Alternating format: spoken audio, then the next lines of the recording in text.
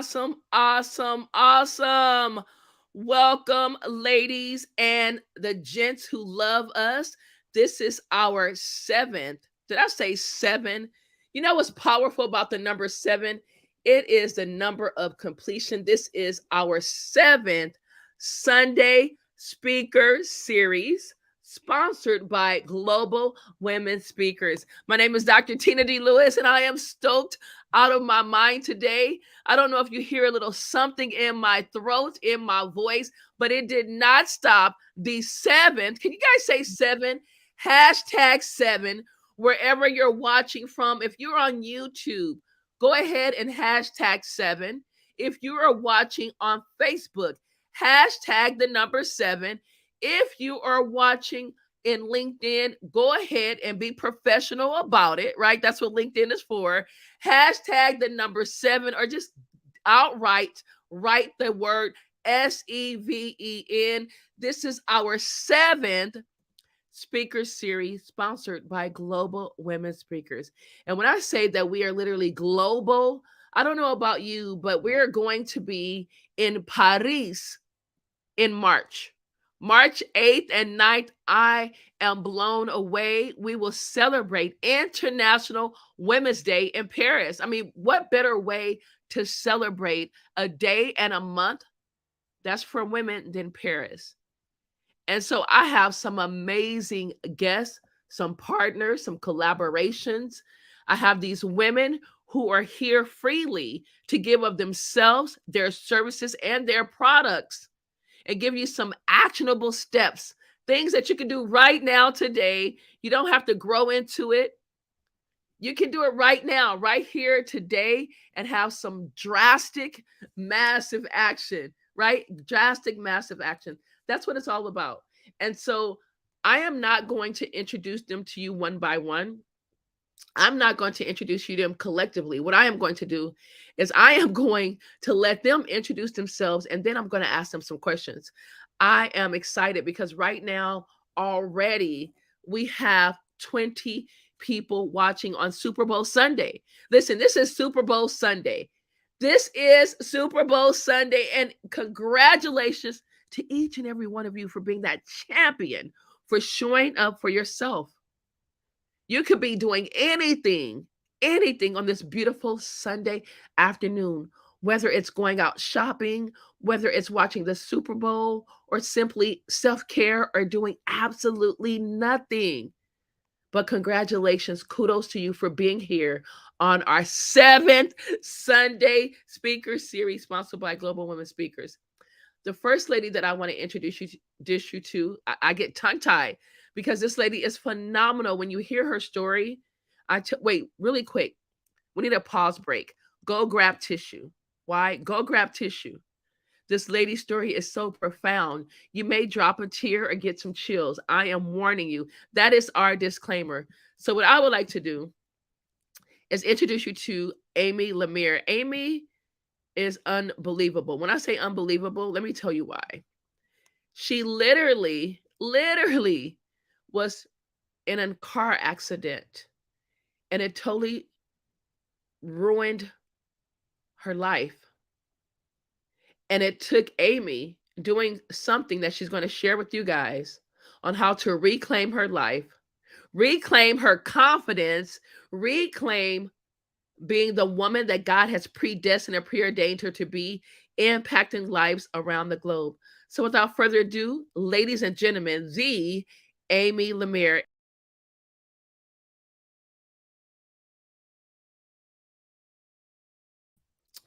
Mute here. Good Oh, morning. awesome.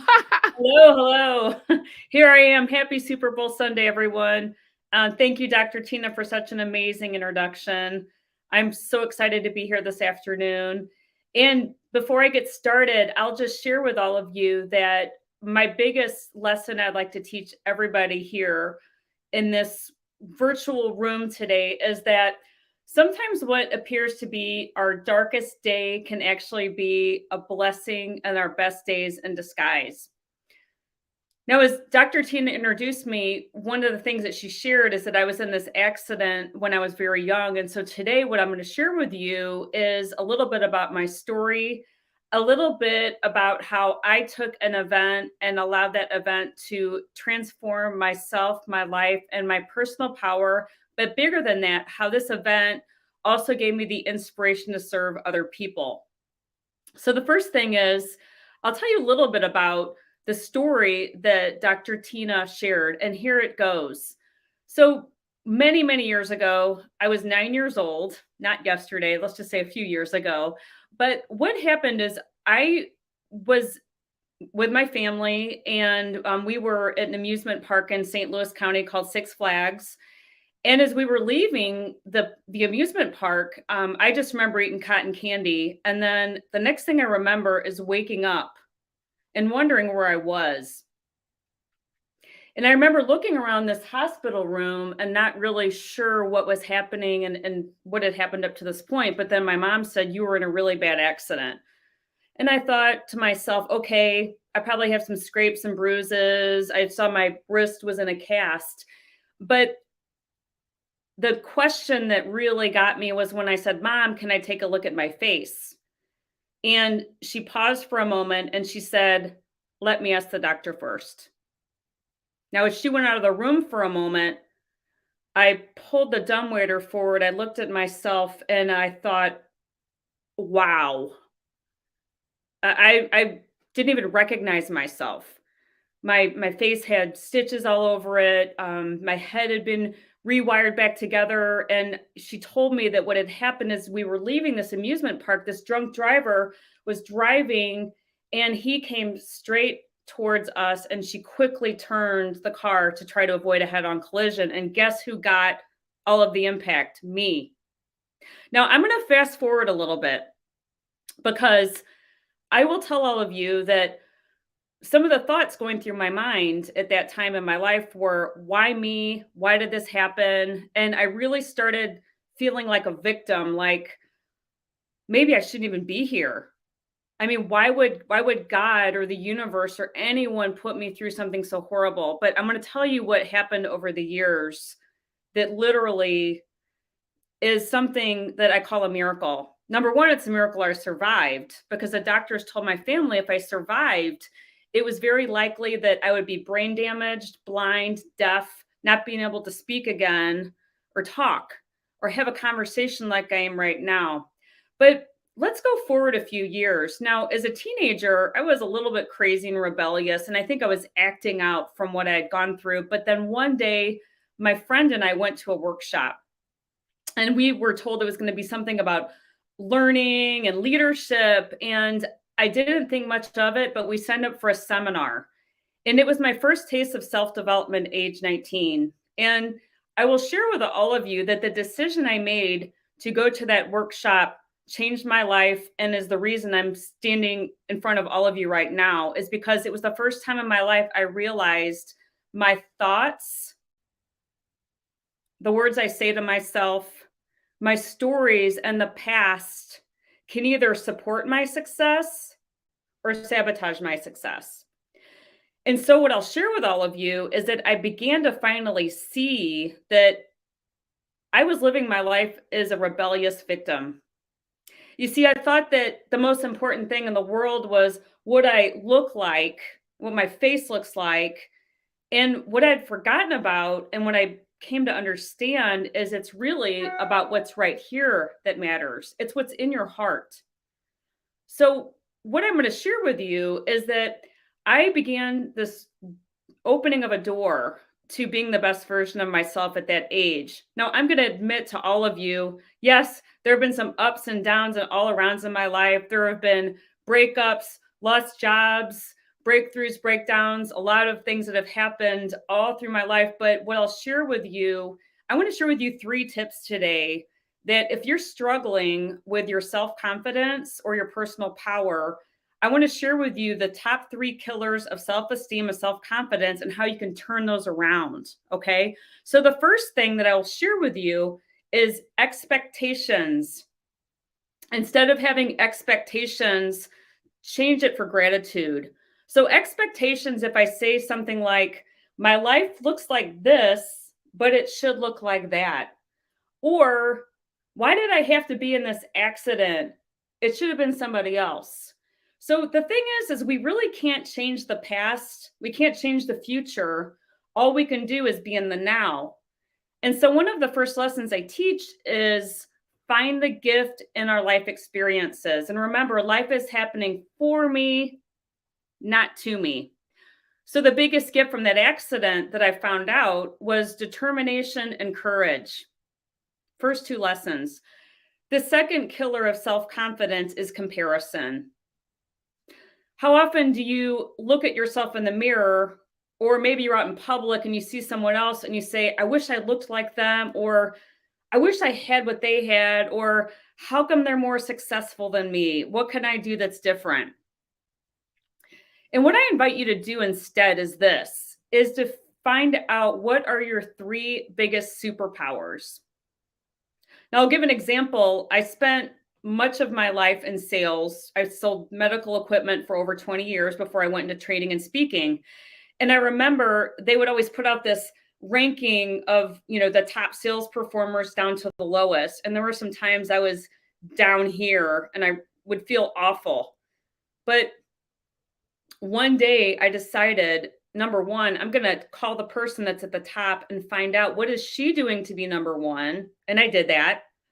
And I find that most people appreciate when you ask them what they're doing to be successful. I never have had anybody tell me, I don't want to tell you that. It's quite the opposite. They love to share what is making them successful. So that's the first tip. But the second tip is I began to ask myself, what makes me unique, better, and different than everybody else? And I thought, I'm passionate, I am positive, and I will always deliver more value and service than anybody ever expects. And so once I began to embody and adopt those three qualities every day and get myself into the right mindset every morning, I began to slowly but surely get myself and my performance up to the top. And I've made that a mantra and part of my life today. Now, the last tip I want to give you about accelerating your self-confidence is this, is begin to find the gift in all of your life experiences. I talk to people that have had, myself included, we've all had setbacks, we've all had events, we've had breakdowns, we've had losses, we've had problems, we've had COVID, we've had a pandemic. But I bet if I asked every single one of you in this whole world, if there's at least one good thing that you can find in, for instance, the pandemic, I'm confident everybody could come up with one thing. For me, it was an inspiration to start speaking and to start doing coaching groups. It also was an inspiration to take a step and get certified as a habit finder coach and speak about it, to help other people get unstuck, to help people find ways to focus on success instead of feeling like a victim. So those are some of the tips that I would invite you all to consider for accelerating your self-confidence. And as a bonus, there's one more thing that I would also like to invite all of you to do, and it's this, is each day, make sure that you are finding some time to enjoy the now. Whether it's a moment of silence, whether it is closing your eyes, whether it's speaking to a higher power when you first wake up in the morning, whether it's taking a jog by the park or a walk or reading a book or being with your children and just taking a moment to appreciate everything you have and everything around you, this also can stop us from thinking of the past with regret or worrying about the future. So those are my tips for confidence. And I would also like to let all of you know that I did put some information in the chat. If you would like to reach out to me offline or take the assessment, the Habit Finder assessment can help you see where you stand in 6 key areas. Because as an example in my life, I had many years of very low self-confidence and very low self-esteem, all based on a belief I had, a belief that I was a victim, and a belief I had that it's what's here that matters and not here. And once I was able to shift that belief, everything in my life changed. And it also gave me a calling to talk to you and to empower all of you wonderful people that are tuning in today to be the best version of yourself. Thank you, Dr. Tina.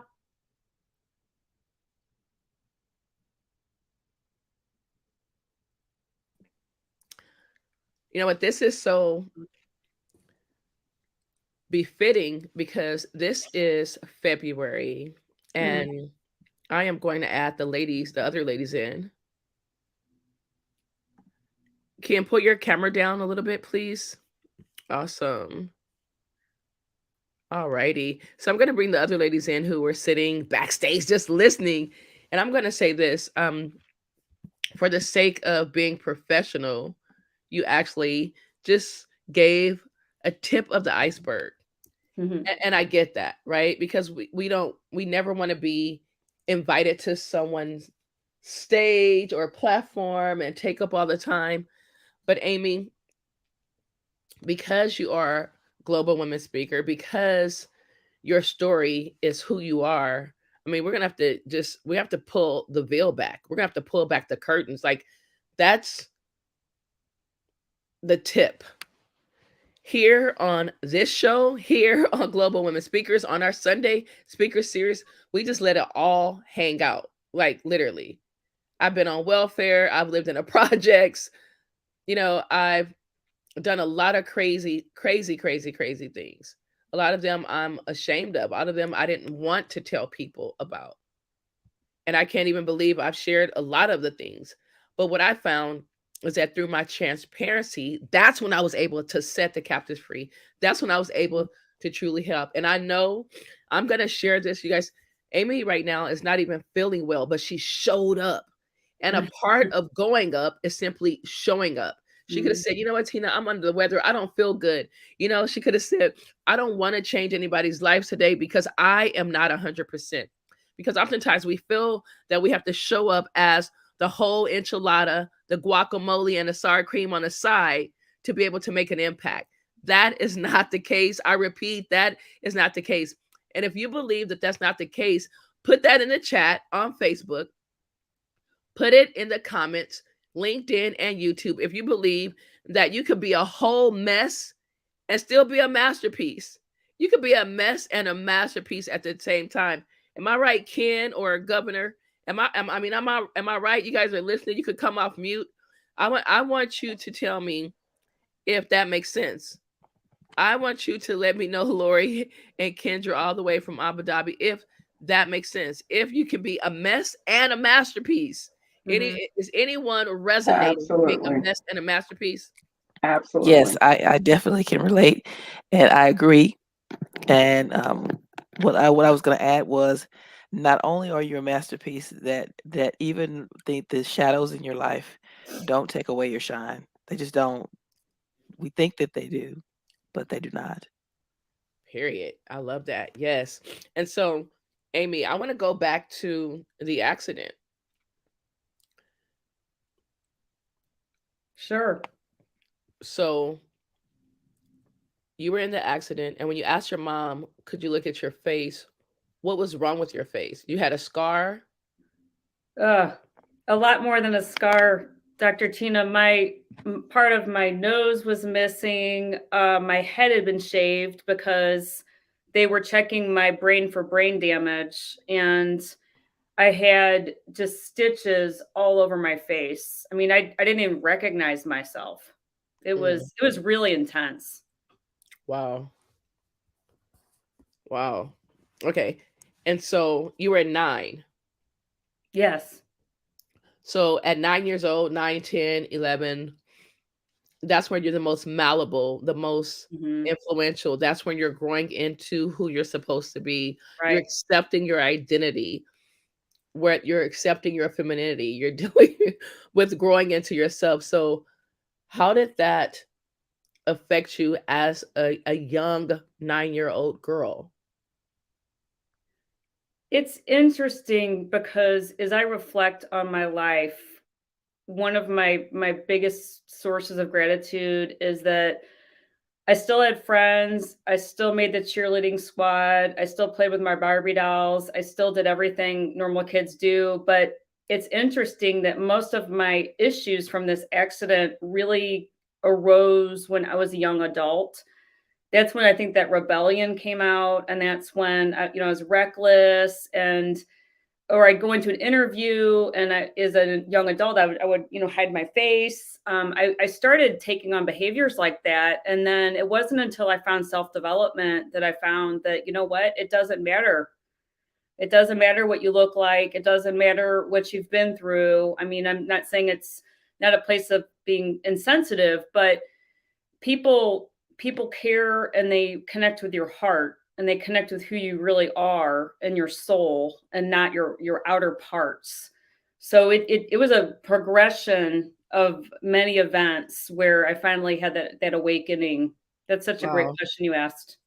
Wow. Okay. And so when did you find personal development? Because according to you, that is when you had the pivot. That's when you had the paradigm shift. That's when you had I would say the strength, right? Because initially you're like, I can't do this. Like, I can't do this. I'm 9. Like, what do you guys want from me? Right. And I'm pretty sure at 9 there was some ridicule and things of that nature. It happens, and it sucks because as kids we're the meanest little creatures, and we could be the most sweetest little things as well. It's kind of ironic. So what age did you seek or become involved in personal development?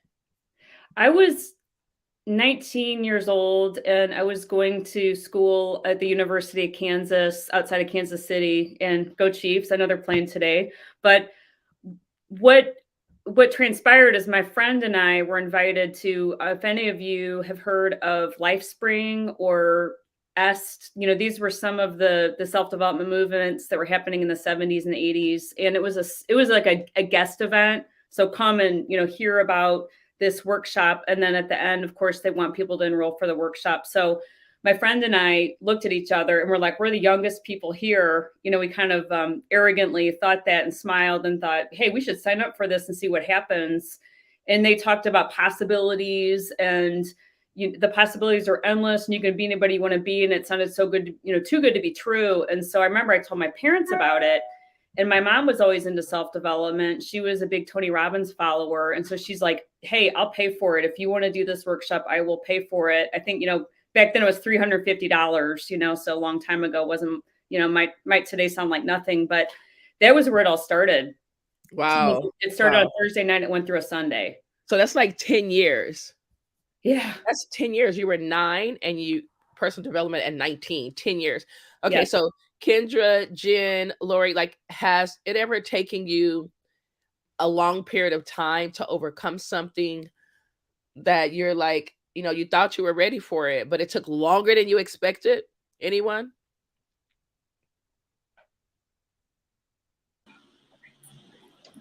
I would say yes. I think.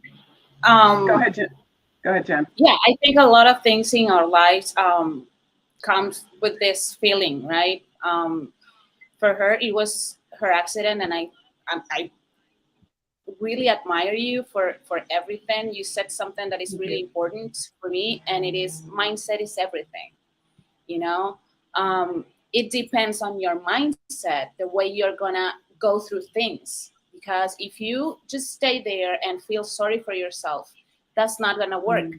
So I think that for me, it was my mom's death, and it's just helped me change my mindset in a lot of ways. Wow. I'm not the way I was 1 year ago, and that's something that has changed me a lot. Wow. My Well, thanks for mindset, sharing, Jen. So your mom's transition. Lori, what was it for you? It was my husband's death. I think at that time, again, we talk about that shifting of the mind. For me, Amy, you spoke about what's your superpower. My superpower is my ability to choose how I am going to respond to whatever situation that I'm facing, and think of it differently. Not the situation, but what I want to do moving forward as a result. So I don't get stuck on what happened. I move past and figure out what's the next move that would allow me to move ahead. Now that's powerful. So, Lori, your husband maybe had a heart attack, or how did you lose your husband?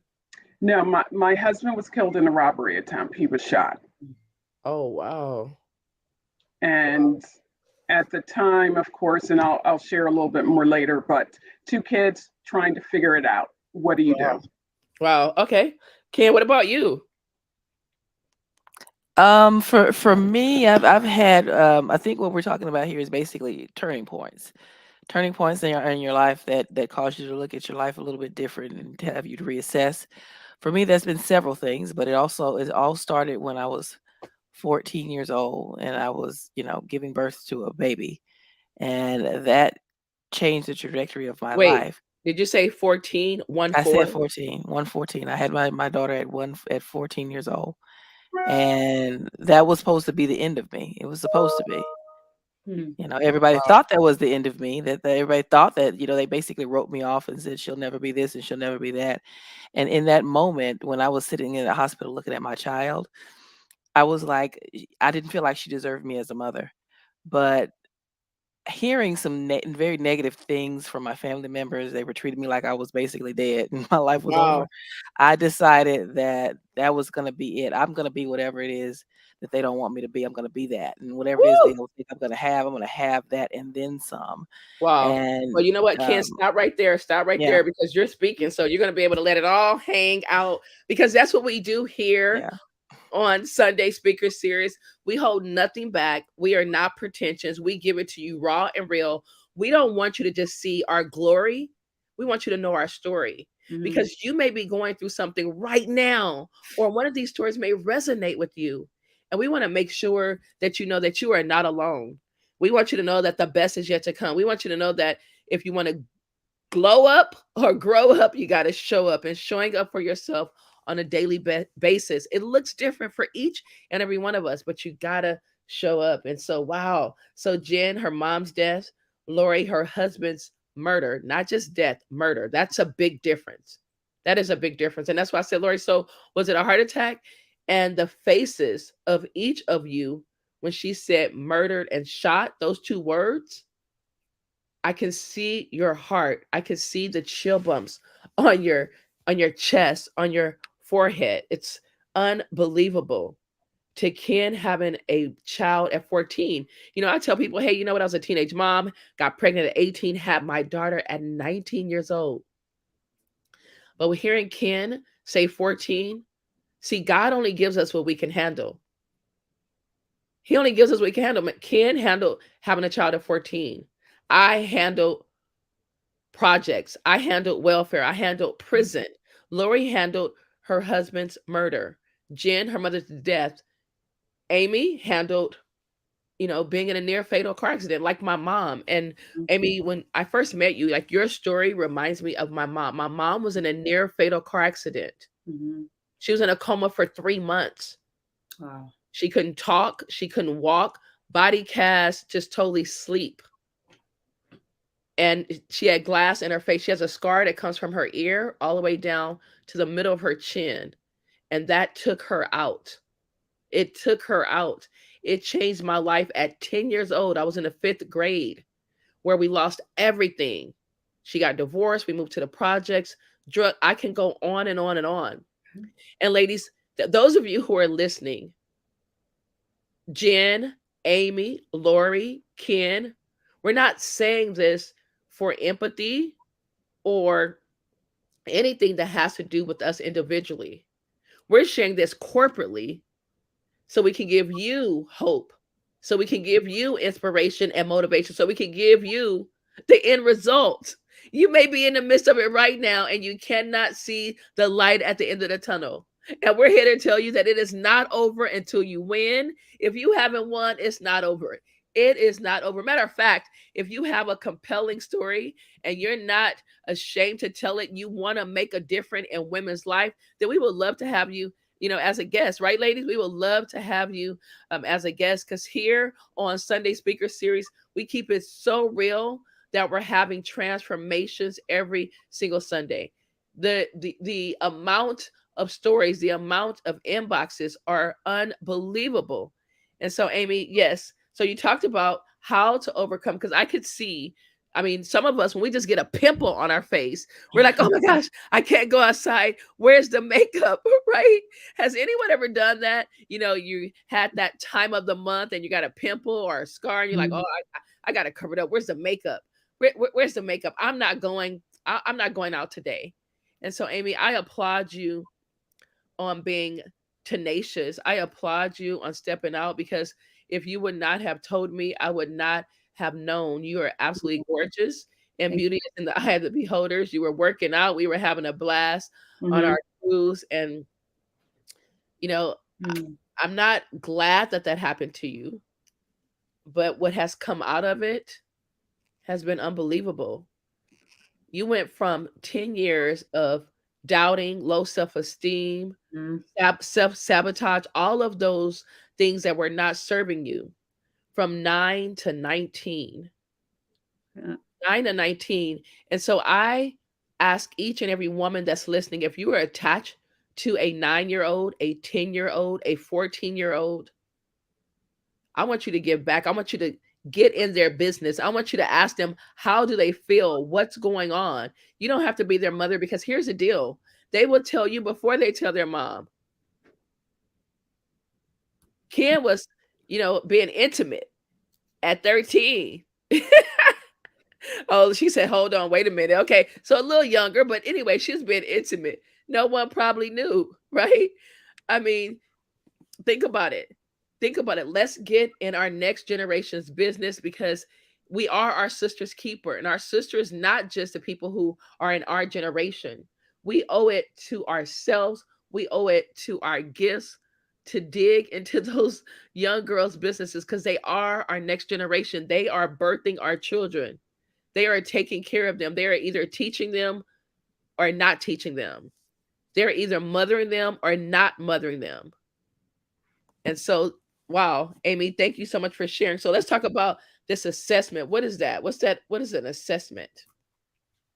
Thank you, Dr. Tina, for your encouragement, and everybody. I'm feeling the love today. I don't know if it's because it's Valentine's Day in a couple of days, but I just want all of you to know that I love you back. And the assessment is, it's really interesting, because it's the scientific side of it. It's based on the science called axiology, which is like calculus. It's also based on something called the Hartman value profile. But to make that really simple and easy to understand, what the assessment does is, I call it strength finders for your thought habits. So what it will tell you, Dr. Tina, is it will tell you in 6 key areas of your thinking. Just as an example, so your self-discipline, your self-confidence, your ability to set and stick to keeping goals, the way you relate to people, your work habits, and your overall life happiness. It will tell you where you stand in all 6 of these areas. And so the way that I got involved in this is, I was a point, it's probably a whole nother story for another day that we have together. But I'll just say in 2018, I was really stuck. I was in a relationship that wasn't working. I was in a job that wasn't working. Something was missing. And I took this assessment, and a coach walked me through it. And I thought, wow. I mean, it got me to see how I had so many patterns of thinking that were keeping me stuck in this one place. And so I began to study this science called Habit Finder.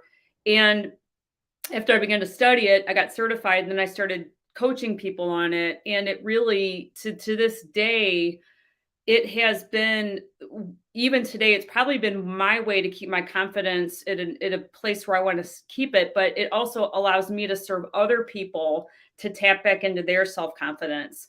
And I'll just say the last thing, Dr. Tina, it's usually the cast of characters that keep us stuck. It's usually the past. It's a story we might have. It's a belief. It might be, alcoholism, drug abuse in our family. It might be things we're doing to ourselves. There's usually like 6 or 7 items that keep us from having the confidence we want to have in our life. So long story short, that's what the assessment will reveal. And then I'm certified to be able to tell people what's on the assessment and help them see, where they're having success and where they could maybe take a look to make some shifts to have some change and more. Fantastic. So listen, enough is enough. I need you to drop that link. Okay. I want the assessment. I know some We put it in the people. chat. Yes, absolutely. All right. Put it in the chat. Send it in the private chat to Jen. We need to have that going ASAP. And we have another young lady backstage. I want to bring her to the forefront. Not only is she beautiful, but what her work is unbelievable. I mean, I don't know how the universe, how God continues to put these people in the pathway of global women speakers. I mean, Riley, I want you to introduce yourself to all the ladies here.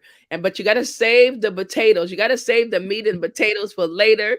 You got to save the meat and potatoes. Like it is a must. You got to save, our course. You got to save the main course for later. But just briefly intro yourself to Jan, to Amy, to Ken Johnson, as well as Lori Governor Curtis, actually, who I call the governor. You guys, when she get ready to tell you what she's doing, you just got to do it. Why? Because the governor said so. Period. Point blank is because the governor said so. So, Riley, go ahead and introduce yourself.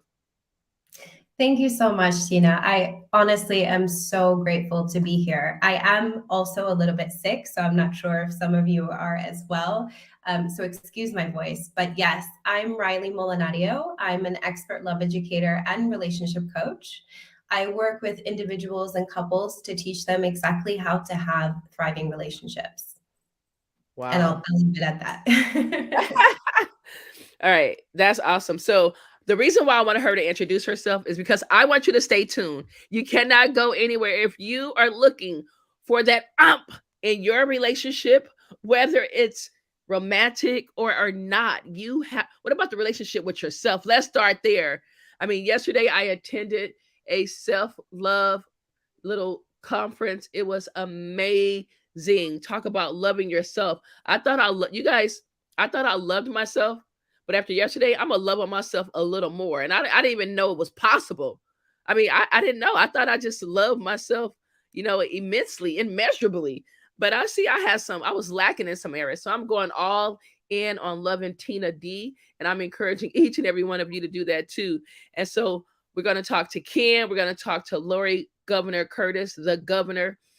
And you're going to hear from Jen. So stay tuned. But right now, Amy, thank you so much. We want to drop that link. Where's that link? We want the assessment. Where is the assessment? We want it now. Can I put it in the... Jen, let's get that link going across the screen. Yeah, let's get that link. So if you are listening or if you're just joining us, we want to just welcome you to the 7th Sunday Speaker Series sponsored by Global Women Speakers.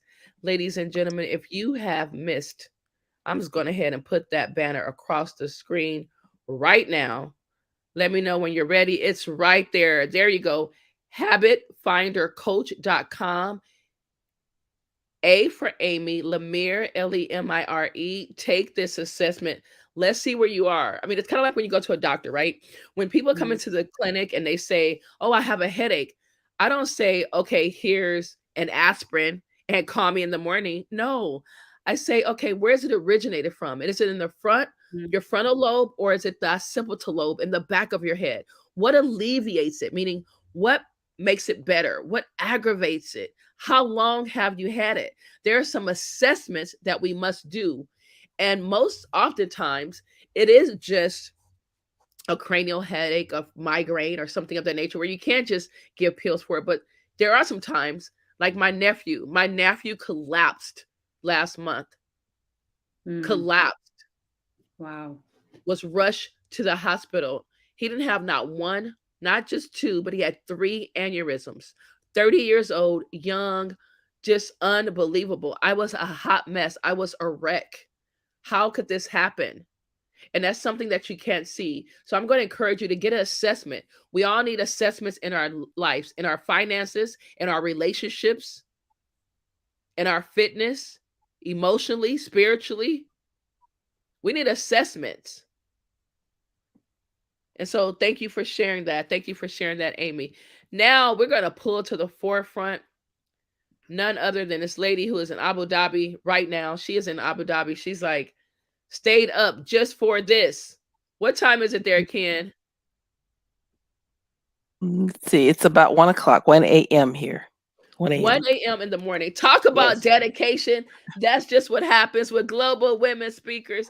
This lady is incredible all the way from Houston. Who would have thought?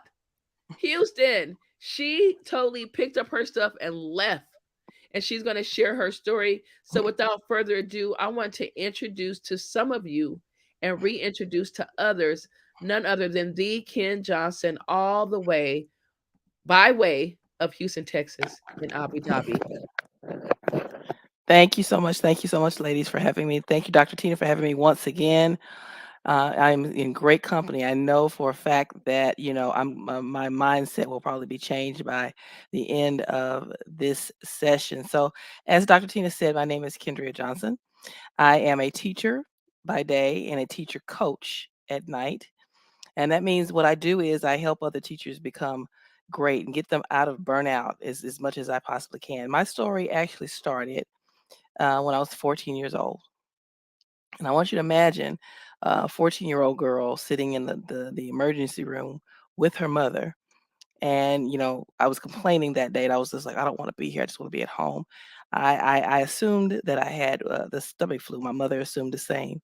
And we were there, and it took forever for them to take me back in the back. But eventually a nurse did come and get me.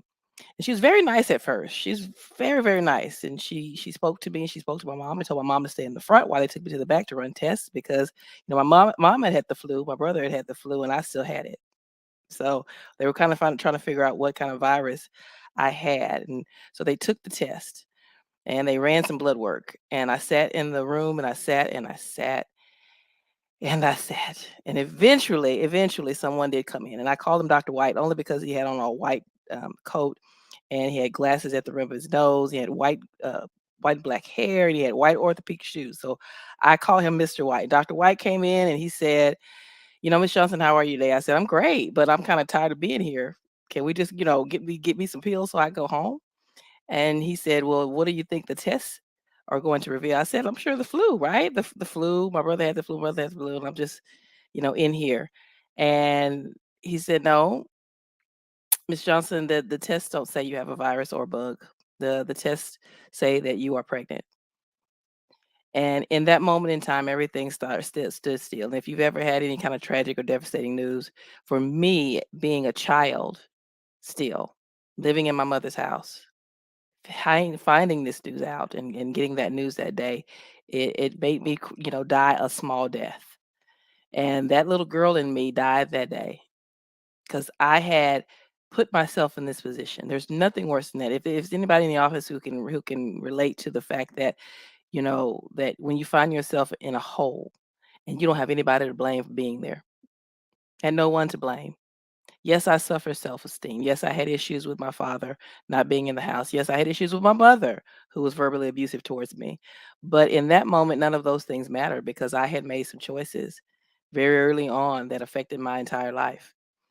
And so in that moment where I wanted to disappear, if anybody can relate to that, put a one in the chat. If you wanted to disappear in your life when something like this happens, I not only did I want to disappear, I did not want to live anymore because how was I going to live with that shame?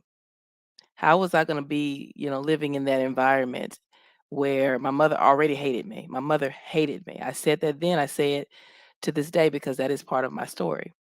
And I knew that once she found out that I would either be kicked out of the house and be homeless, or she would, literally kill me. And so I took it upon myself to take the burden of all of that shame and all that degradation that I put myself in.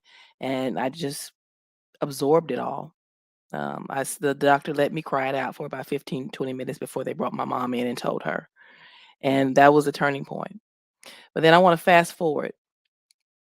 6 months later, I give birth to a baby girl, 7 pounds, 13 ounces. And I'm in the hospital room. And this is the day that I was dreading because my hospital bed felt like a coffin. It felt like I was dead already. It felt like my life was over. My life was dead. My dreams are dead. My goals were dead. Anything I thought I wanted to have at that point was dead. And so because of that, I wanted to die.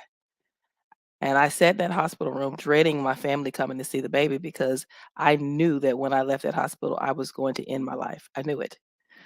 There was no ifs, ands, or buts about it. This child that I was having, she deserved a better mother than me. I was too stupid to be this child's mother. I was still a child myself. I had low self-esteem. I knew that part before to even get in that situation. So why would I want to pass that on to my little girl? But something happened to me in that day, on that day, in that hospital room. My family came in as they should, and they all looked at the baby, and they were like, being polite, but there was a sense of almost like embarrassment in the room, but you couldn't put your finger on it. You couldn't dive into it, but you could cut it with a knife. There was a lot of tension in that room that day. And my aunt, my mother's younger sister, my aunt is one of those people that does not have a problem holding their tongue.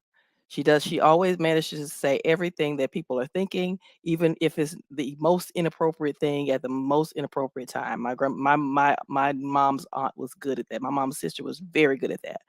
So when she comes in, she's like, "Give me that baby. Let me see that baby. Give it to her." So I hand her the baby. And she looks at the baby and she said, "Oh, she is so cute. Look at her. She got all this pretty hair. I wonder where she got that from." Oh, and look at these brown eyes. She's so cute. I wonder where she got that from. Must be a daddy, whoever that is.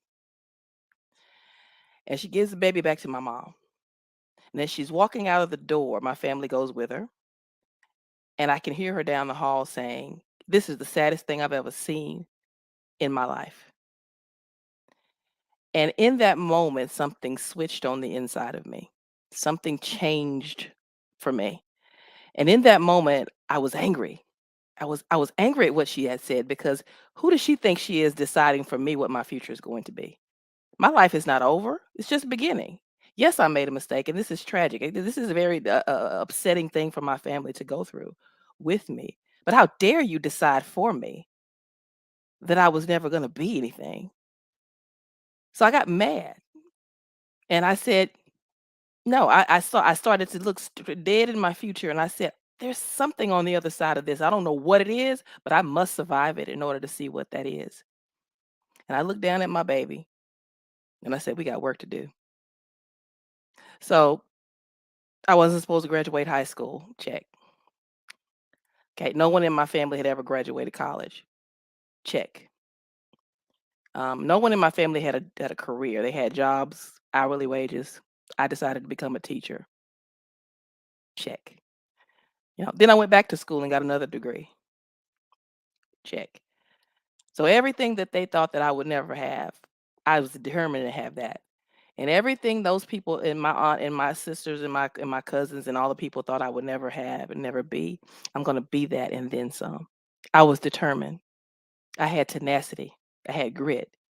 And most of all, I had goals. And I could not allow anybody in that family to raise my child for me. I was not going to allow it. They had already messed me up, and I wasn't going to let them mess up mine. So fast forward again, 30 years later, that baby that I had 30 years ago, well, not only did she graduate high school, not only did she go to college, she graduated magna cum laude from Tuskegee University, where she was then recruited by NASA. And NASA is where she works to this day. And as far as my story is concerned, I, being a teenage mother, having to get through that, I decided I was going to write that down into a story. I was going to write my story down because I didn't want anybody else to hear it from me. I didn't want my daughters and my granddaughters to hear it from anybody else. So I wrote my story down. And since I've written that story, since I've written my first book, everything has changed. Everything has changed. Those same people that laughed at me and wrote me off and said things like, well, you know what happens to them when they have them babies, or when they fast, the little fast girls, what happens to them? They're the people that come to me for advice. Those are the people now that have to pay for my time. And as a teacher, I feel like it's sometimes my duty to be able to stand in front of an audience, stand in front of anyone, and walk into a room and say and own it. Because if I can survive that, I can survive anything. If I can overcome that, I can overcome anything. So put a 2 in the chat if there's anything in your life that you've had to overcome. Is there anything in your life in your past that you wish would go away? I am here as a testimony to the tenacity and the grit, and the steadfastness of faith. I stand here as a woman who they all wrote off. Like a bad check, they wrote me off. And how many of you know that there is wonderful things that you can do when people are not looking? No one expected me to succeed. No one expected me to even finish high school. And so now what I do as a teacher, I pass on information. I make things available to other people. I stand as, a person of color, a woman, single woman, because a lot of things that I've done on my own, I've done out of pride, and not because someone helped me do it and they didn't want to help me do it, but they were there. But I had to be able to pick myself up and pull myself out of that hole. And as a coach, this is what I do now. I help other people who are in holes. I help other people who are stuck in their careers, stuck in their social life, or stuck in their relationships with people, because I've been there. And like Dr. Tina said, I don't have to be perfect at everything, and I don't have to have all the answers. I just have to be available. I had to knock down that door of discord, that door of discouragement, that door of discomfort. I had to knock those doors down. And so I feel like it is my absolute pleasure sometimes to be able to open up that door for other people and to leave it open for the next person. So that's just a little bit about me. Really? Really? Yes, A little bit? Really? just a little Just a bit, little yeah, bit? just a Wow. little Okay. bit. So you know what? All of the global women speakers, like you ladies, are so humble. You're so considerate. You're so all of those things. But let's talk about it. Let's talk about it, because the comments I'm seeing are wow. 14. Don't let her speak over your life. Glad you made it.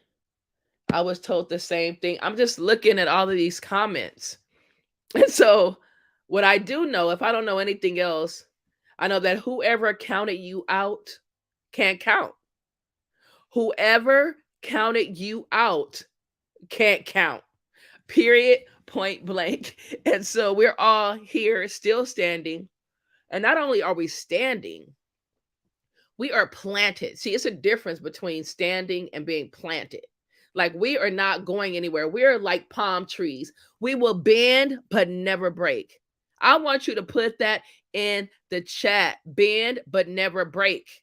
Have you ever seen a palm tree snap in two? No, it doesn't. A hurricane, tornado can come, take all the coconuts off, all the leaves, but that palm tree will bend but never, ever break. And that's exactly who we are. We are palm trees. We will bend as much as we have to. I've seen a palm tree during a hurricane so low, I thought it was like on the ground. But soon as, anybody with me? I'm just saying, can you hear me? As soon as that tornado passed, that tree just popped back up like there was never, ever a tornado. I'm like, wow, I thought it was broke or on the ground or something happened, but it did not change. Yes, it weathered the storm. And ladies, we are palm trees. We will bend, but we never break. And even when we think we're broken, we're still not broke. Look at you guys. We are here looking so beautiful, untouched, unscathed. Like Meshach, I don't have to go any further. I could just stop right there. None of us smell like flame, right?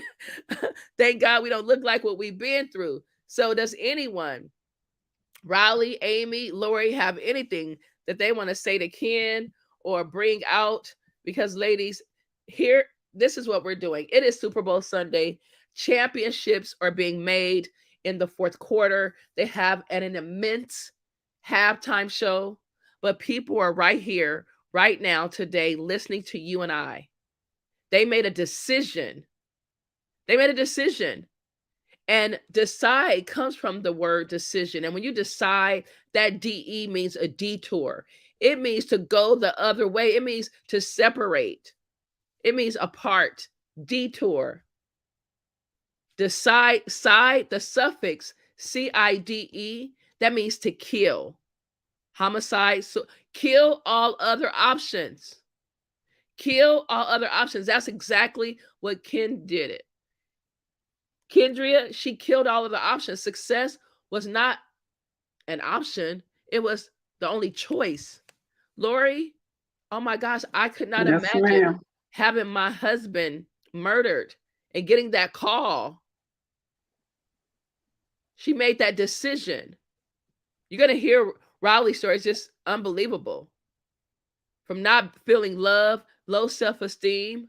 And when you see her sitting there all poised and pretty, that's because of her story. You see our glory, but you don't know our story. Looking at Amy, you would have never known that her face was disconfigured. OMG. OMG. I am blown away. Blown away. And so, Ken, I thank you for sharing your story. I thank you for not allowing your family to speak death over your life at 14. I thank you for overcoming being overlooked, because now look at you. Look at you. And I declare and decree that you go from overlooked to overbooked. If you have not set a call, if you have not connected with Kendria, listen, it's Kendria. She prefers Ken.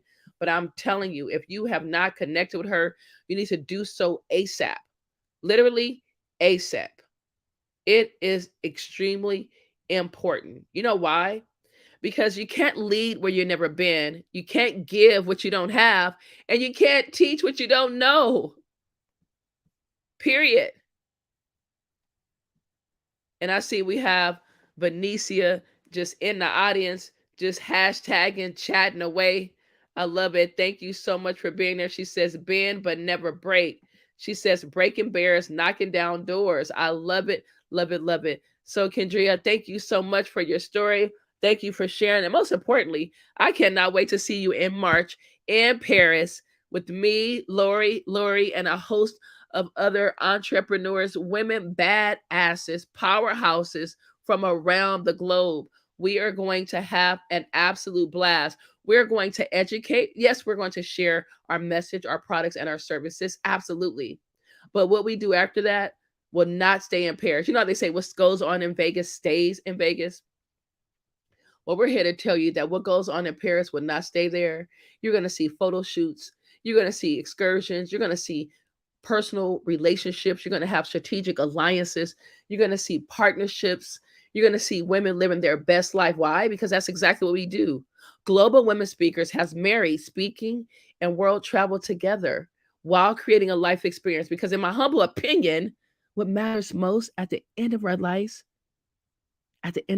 is memories and moments. Memories and moments.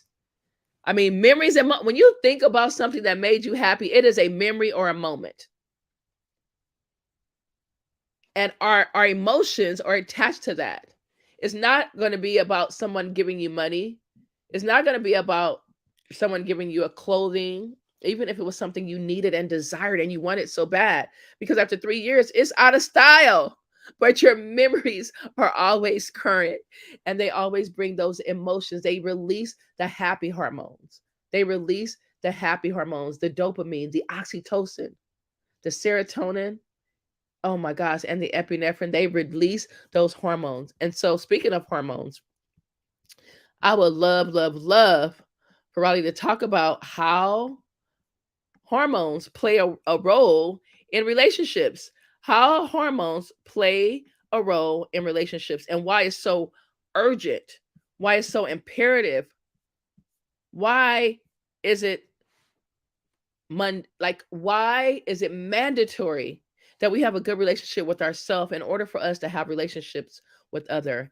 And Riley, I don't want you to hold anything back. I want you to start with sharing your story, who you are to what you do, because what you've done thus far as a young woman in her 30s, you are a trailblazer, and we are honored to have you as a guest here on Sunday Speaker Series, sponsored by Thank you so much, Tina. Honestly, I am having such a good time listening to all of these beautiful women. And I'm so grateful, really, really grateful to be a part of it. So thank you. There was a report that I read from 2022 that said that 1 out of 2 women feel more self-doubt than self-love. And I thought this was absolutely astonishing because I related so much to this study. When I was an infant, I was abandoned by my father and left to sleep in the snow. I then grew up with my mother and my stepfather in this extremely neglectful and abusive household.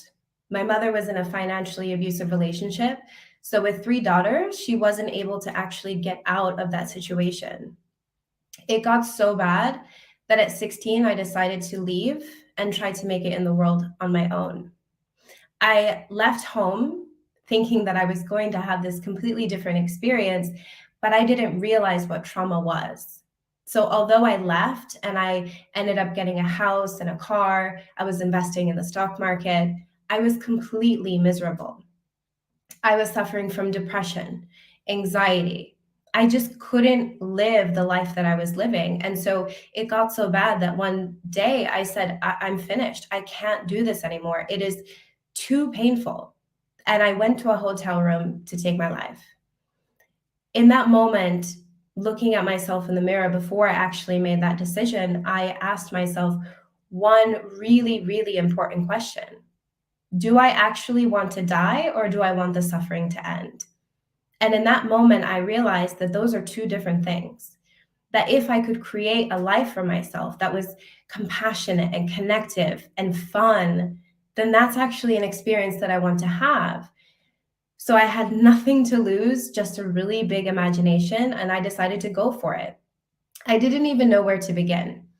So I took steps every day to say, I'm just going to try this. I have no idea what to do, but I'm going to try it because I have nothing to lose. So when I was in school, I was labeled as academically gifted. I was really, really book smart. I was a really fast learner. And leaving home at 16, you end up becoming street smart. You take care of yourself. So I was book smart and I was street smart, but the reason I was suffering so much is because I was missing something even more important than those 2 things, and that's called relationship intelligence. Relationship intelligence is having these relationships with yourself and with other people. It's navigating relationships successfully, and the most important relationship that I wasn't able to navigate at that time was the relationship with myself, and so I suffered. So I want to take you through relationship intelligence and quickly give you some ideas as to how you can start mastering it so that you can have amazing relationships with yourself, with your partner, with your friends, with your family, and ultimately create the life of your dreams, because we truly understand that the quality of our life is dependent on the quality of our relationship. Yes, you can have the house and the cars and all the fancy things, but if you don't have successful relationships underneath that, you are going to suffer. We see this time and time again with people in Hollywood who seem to have it all and they're suffering. So I'm going to take you through some really quick practices, but practices that if you start to implement are really going to change your life. So the first pillar to relationship intelligence is self-awareness. Self-awareness is the ability for us to understand our emotions in any given moment. It's to say to ourselves, I feel happy, I feel frustrated, I feel upset, I feel disappointed, jealous, all of these emotions. And it's so important for us to understand that we are constantly on autopilot. From the time that we wake up until the time we go to bed, we're constantly in our head thinking, what happened yesterday? What may or may not happen tomorrow? And we're so little spending time in the present moment that our life is just happening without any control or any consciousness. So a little practice that you can do to start to master self-awareness and be able to identify those emotions is a mindfulness practice that I'm going to take you through right now. So if you want to just close your eyes, take a deep breath in and out. So mindfulness is simply being aware of what it is that you're feeling. Take a deep breath in and out. It's being mindful of what's happening right now in this very moment. In and out. As you're breathing, really focus on the breath that's going in and out. Focus on the sensation of your feet, the sensation of your calves, the sensation of your thighs, the sensation of your elbows, the sensation of your fingers, the sensation of your chest, and the sensation of your face. Take a deep breath in and out. And open your eyes. So this is a really quick practice that you can do to ground yourself in the present moment. Why is this so important? Who cares about focusing on their elbows?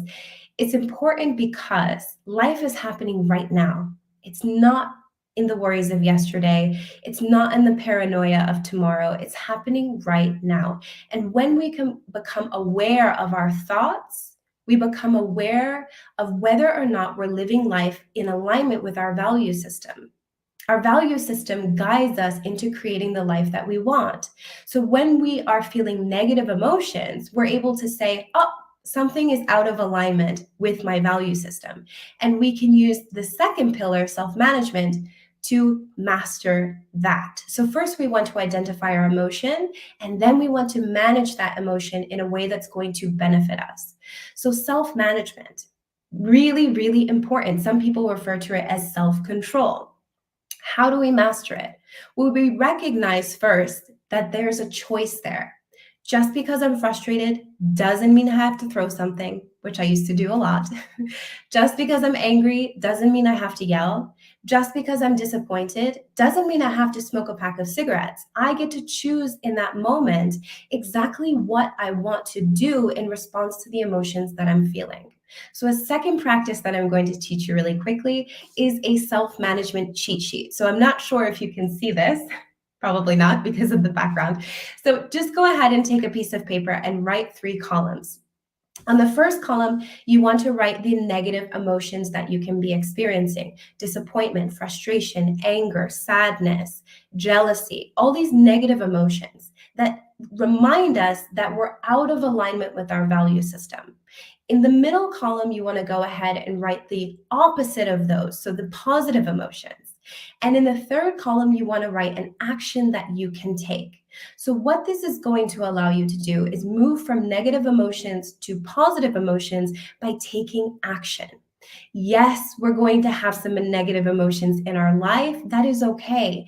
But as long as we use them simply as signals to propel us into those positive emotions by taking actions that we can be proud of, then it's going to good use. What we don't want to do is sit in that negative emotion and just say, well, I'm just frustrated. I'm going to feed into the frustration. I'm angry. I'm going to feed into the anger. What we want to do is say, I'm frustrated. Now, what am I going to do about it?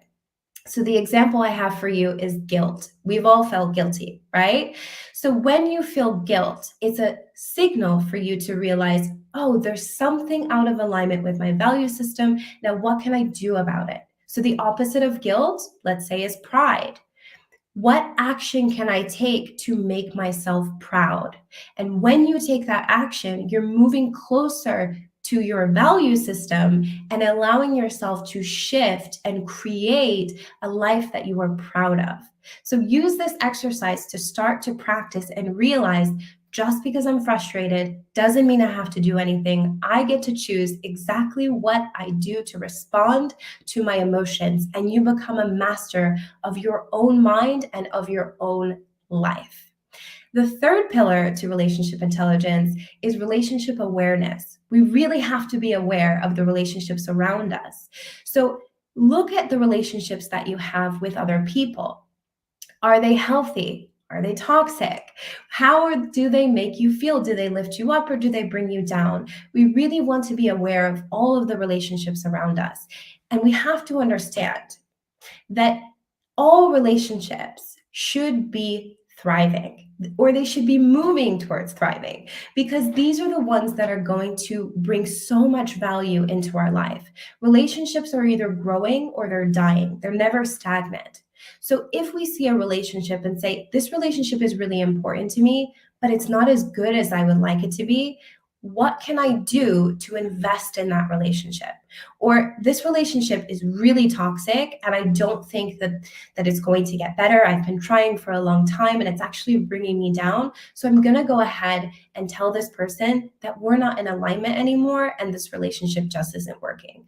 So the fourth pillar is relationship management. How do I manage the relationships around me? The relationships at work, the relationship with my partner, the relationship with my friends and family, because we get to choose.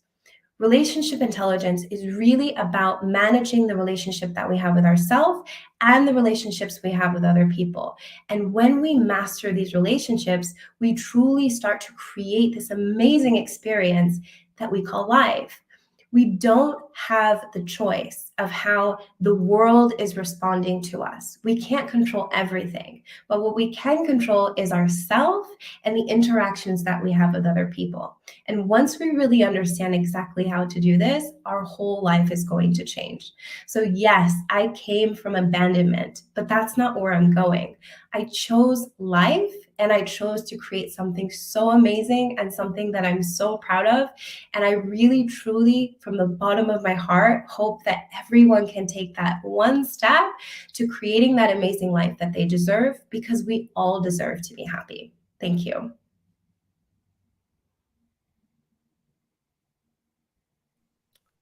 No. I mean, this is crazy. I don't know why you guys are just running over these speed bumps that's in your story. Running over the speed bumps in the story. No.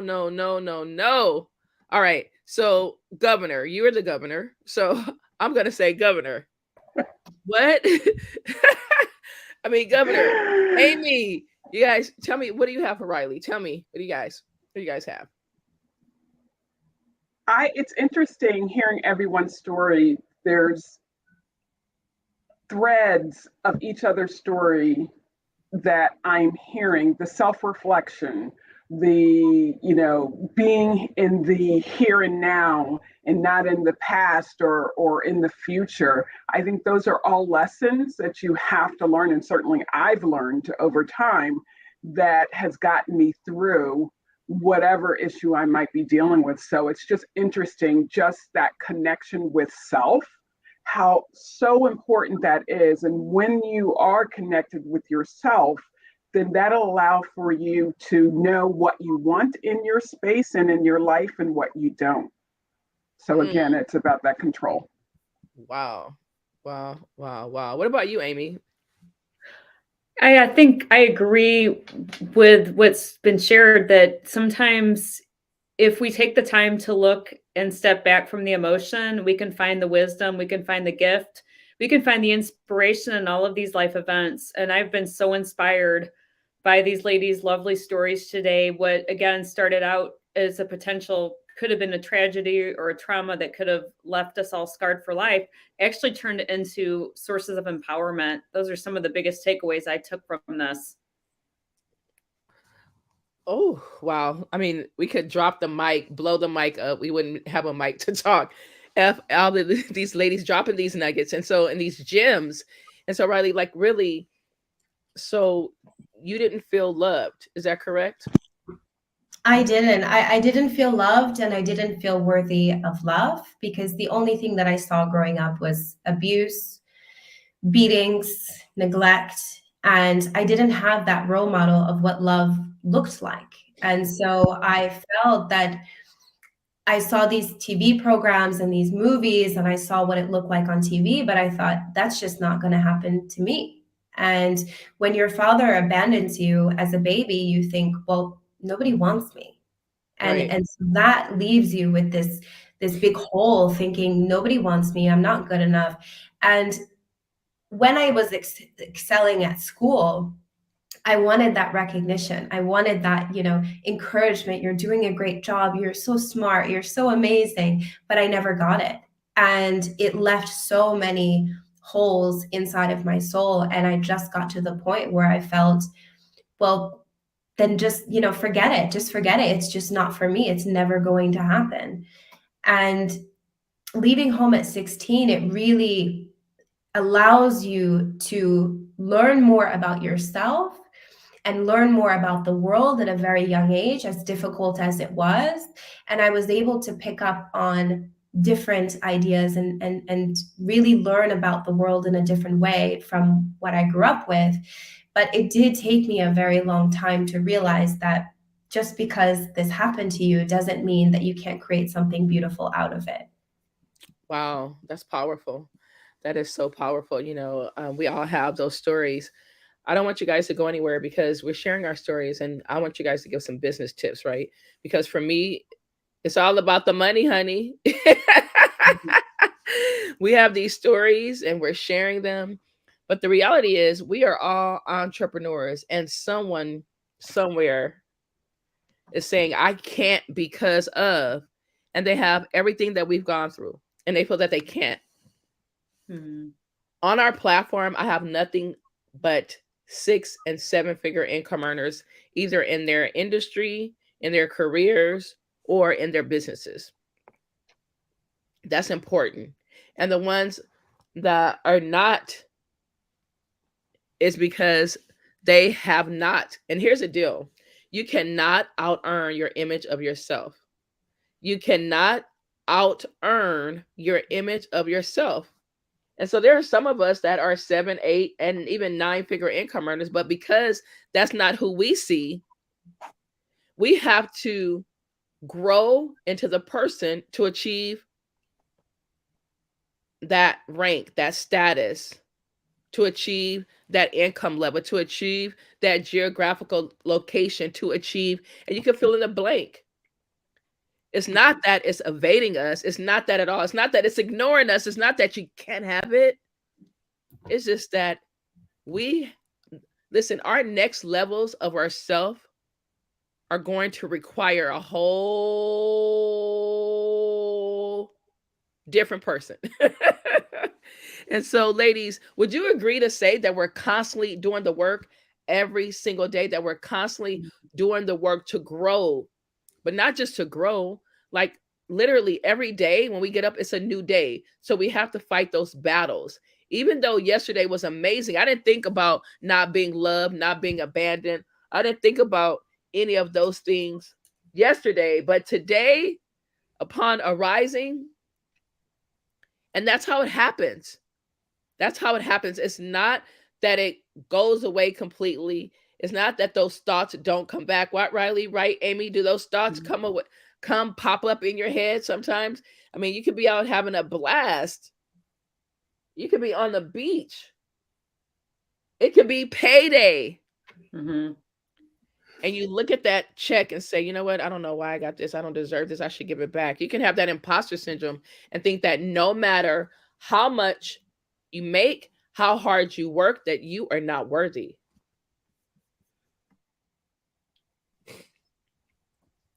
And so, Riley, I don't know anyone who has come back from feeling the way that you have to find love and be married and have a blissful marriage. Like that is, I mean, you're married now, right? I'm assuming. I am. I'm very, very happily married. Yes. Yes.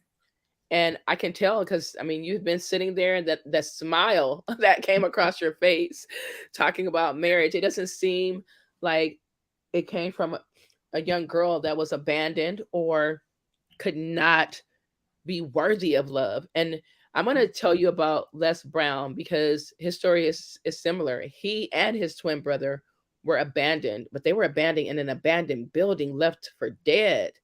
And he is the number one motivational speaker in the world, Riley. And I want to tell you that God is not finished with you yet.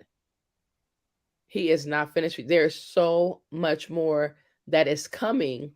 And the women's lives that you will be able to impact, you will fill stadiums. You will set the captives free. You and Ken, with the teenagers, giving them self-esteem, self-love, inspiration, hope. Because if we don't do anything else, we should be able to give hope and let them know that it's not over, that they matter. Because I believe that when powerful women like us come together collectively, we can prevent teenage pregnancies. We can prevent suicides. We can, and most people are like, no, Tina, you can't. You can't. I believe. It's all about belief. I believe that we can.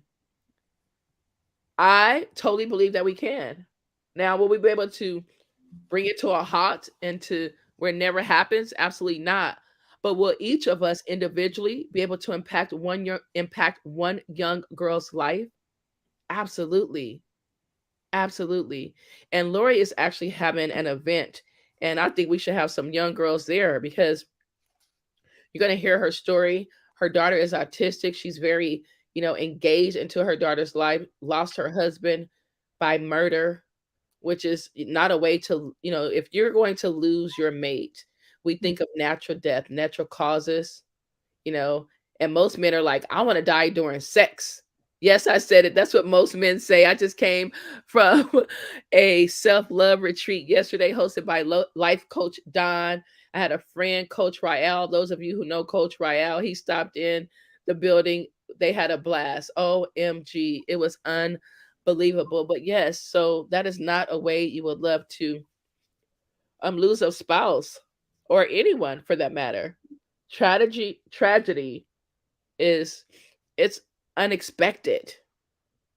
Just like a car accident, it's unexpected. Mm-hmm. Now, we all leave our house on a daily basis, and I know for a fact that when I leave my house, I don't expect to get in a car accident. Amy's mother didn't either. Mm-hmm.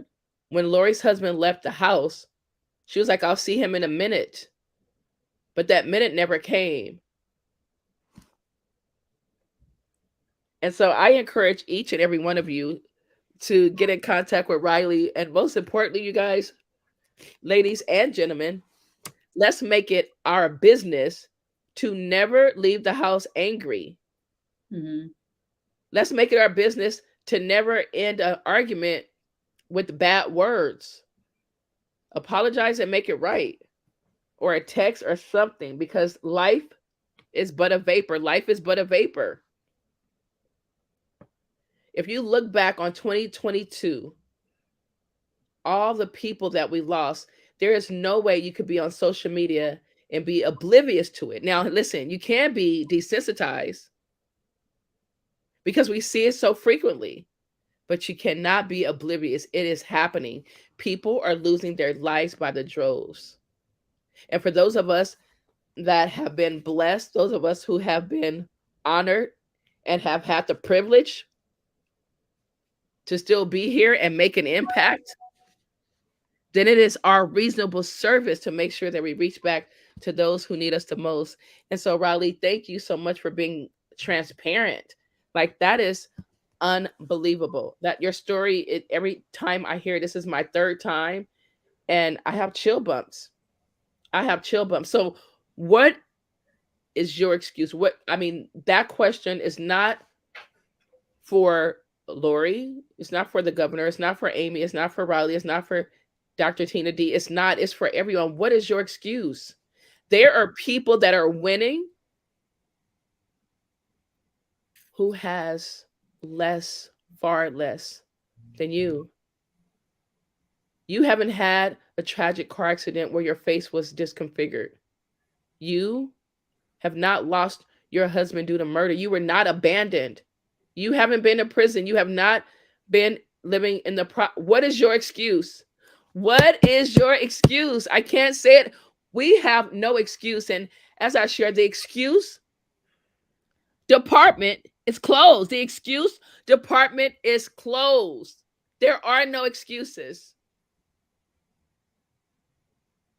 And with that being said, I want to bring up a lady who is a Hall of Famer, who is a mother of 2 beautiful children. Her son is unbelievably one of the best personal trainers in the business, can get you your desired goal. He did it for her. He can do it for you. But without further ado, I want to bring to the forefront none other than Lori Governor Curtis. Ladies and gentlemen, introducing the governor. Thank you so much, Dr. Tina. Before I jump into my story, there's one thing I need to add to what you had just said. What are you waiting for? I think, and as I've gone on this journey, the one thing that I realize is I am the only person that can tell my story. The world needs you to share your story, to share your gifts and your talents. So just go ahead and do it. You are the only person that can share your story, and someone needs to hear it. And if you don't share it, then someone is not going to be blessed. So that is my encouragement for everyone who is thinking about moving forward in a business or in a job, whatever it might be, go ahead and do it. So my story is a little different. I know we shared some already, but I'm going to go back to the beginning for just a minute, if you can indulge me. So I grew up in church. I born in New York, my mother schlepped us to church, sat on the pew. There was always something about church that just hit me right in my gut and in my heart. Little did I know that that foundation is what I would need to move me through the various pain points in my life. So, as Dr. Tina said, I am a Hall of Famer, and part of my story starts there in making a decision and knowing that I would not be able to go to college if I didn't get money somewhere. So I made up in my mind that I was going to go ahead and I was going to work to get a scholarship to college, and I did it. Fast forward several years, marriage, it was pretty quiet then, so nothing major, but my foundation continued to build. I was driving into work one time and I heard on the radio, "You are created for so much more." There's someone out there that needs to hear that. You are created for so much more. So I just tucked that away in the back of my brain and I said, okay, I'm created for so much more. Not sure where that's going to take me or what's going to happen with it, but I'm going to keep going. As the years went on, I continued to build my foundation. Fast forward to July 1999, my daughter presents with a seizure. Out of the blue, no fever, she wasn't sick, she had a seizure. After months of doctor's appointments and years of doctor's appointments and therapists, she resulted in having a seizure disorder as well as being diagnosed on the autism spectrum. So as you can imagine, here my husband ran track, I did basketball, so we were thinking all of our kids were going to be playing some sort of sport.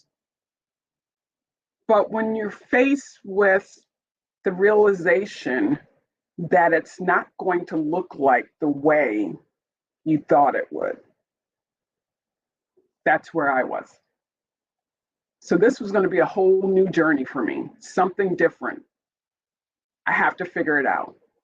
We've all talked and heard today about choices. You can choose how you respond to whatever situation you're facing and or dealing with. I chose to move forward. I chose to put my expectations aside. As a parent, we expect our children to be a certain way and do certain things. I had to put that to the side. And my priority, our priority, was making sure that she had the services that she needed in order to be happy, healthy, and can experience life in the manner in which we all do, and we all want to. That journey continued, and in August of 2012, my husband got a phone call no one ever wants to get. Got the phone call that my husband was robbed, and as a result of that attempt, or robbery, he was shot and killed.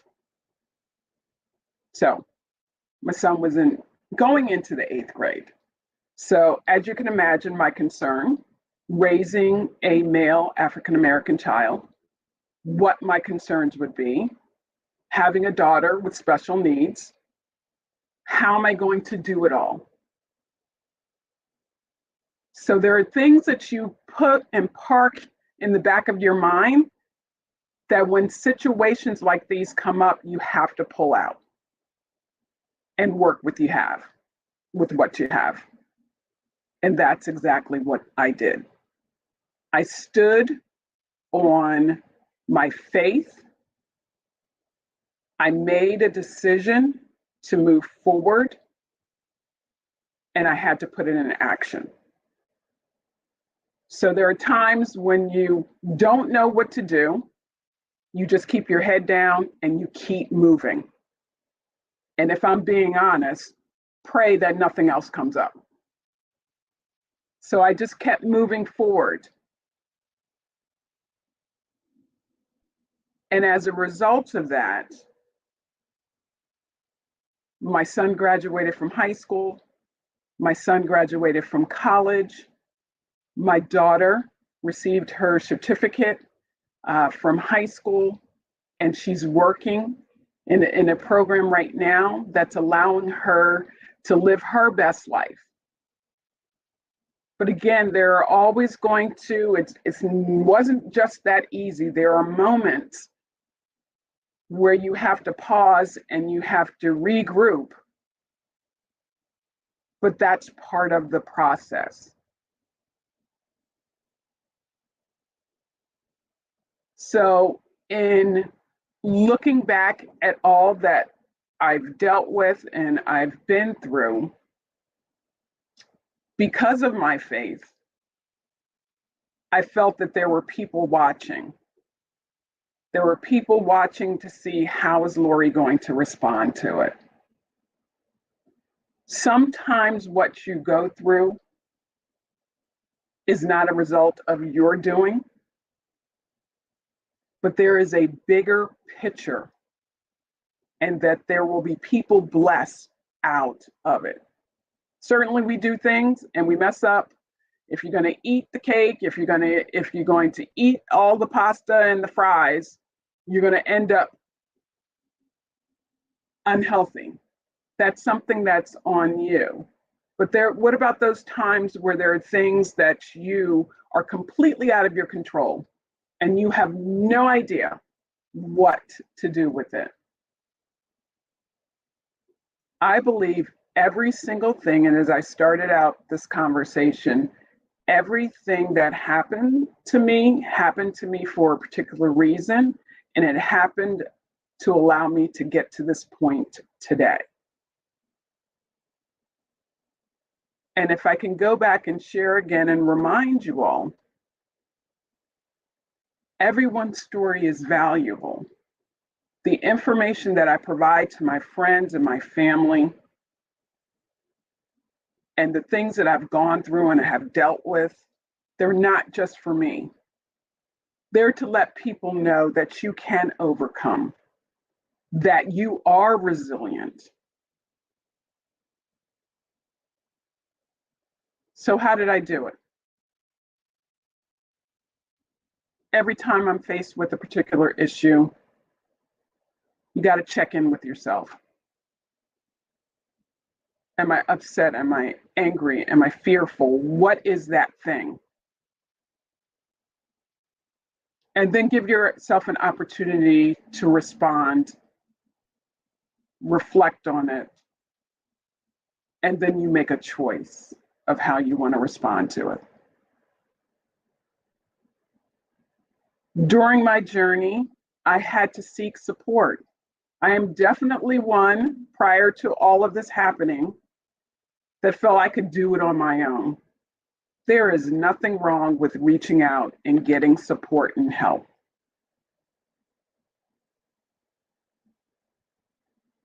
You need to be flexible. The journey is not going to look how you thought it was going to look. That's the beauty of it. as well. That's the gift as well. You need to surrender and allow yourself to move with where the universe is taking you. And then the last thing I would say is give yourself grace. You're not going to get it right. It's not going to be perfect. It's going to look ugly. You're going to be doing the ugly cry at times. But give yourself grace and allow yourself that opportunity to not beat yourself up. But know that tomorrow's going to be a new day. You pick yourself up and you keep moving.